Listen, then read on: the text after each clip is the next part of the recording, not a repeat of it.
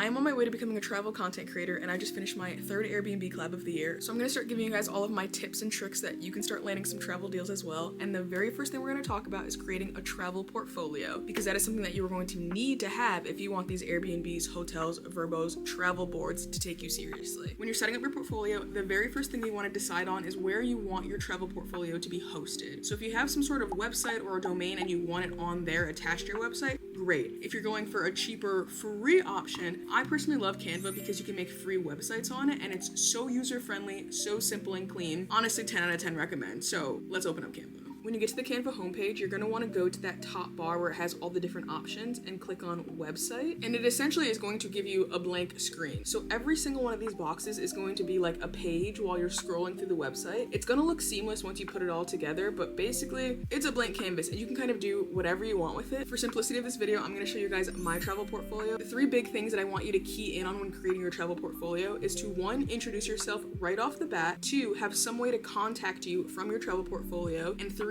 jump right into the examples. We want this to be very simple, very clean, very easy, because once a brand or an Airbnb or a hotel has to do too much work, they're gonna be on to the next. And I know that probably sounds very, very cutthroat, but it's the truth. So as you can see, the very first page of my website says my name right on the top, there's a picture of me, I have all the things that I do, and then I have 3 icons for my Instagram, TikTok, and YouTube. And it's also important to note that every single one of these icons on the bottom is hyperlinked, so they can just click on that and go right to my Instagram page, because we are making it easy, we're making it simple, we're wanting to make it so easy so that they can just go boom, boom, boom, love this girl's stuff, let's book her. Scrolling down to the second page of my portfolio, I have another big picture of myself and just a quick little introduction. But the biggest thing that I want you guys to see on here is that I have on the bottom hyperlinked, click here to send me an email. Not to get ahead of myself, but when I'm pitching myself to these Airbnbs and hotels, I'm usually going through the apps or even Instagram, so I want to give them another space or an avenue to get off those apps and go into an email. So once again, making it simple, they don't have to go back and DM me, hey, what's your email? They can click on this right here, shoot me an email, and boom, we're off the app, and then we're making some progress. Now that we've got our introductions done, our social pages hyperlinked, and our email hyperlinked, we're gonna jump right into the examples, and we're gonna keep it nice and short and sweet. We want this to be easy, we want it to be quick, we want it to be simple, and we want the examples to shine bright on our portfolio. In my current travel portfolio, I have 3 examples. So one is for a city, which is kind of what I would use as an example if I'm pitching myself to a travel board, and then 2 of them are for Airbnbs. The main focus of setting these examples up is we want to try and differentiate it. So I would say put 3 to 5 examples, but if you're able to, don't put 5 campsites. Unless you want to niche down and you only want to be creating travel content for campsites. If you're wanting to be a little bit more broad and pitch yourself to a variety of different places, I would do one for a city, I would do one for a condo or an apartment, I would do one for a campsite, I would do one for a rustic cabin. As you can see from my last example, I also had a video go pretty viral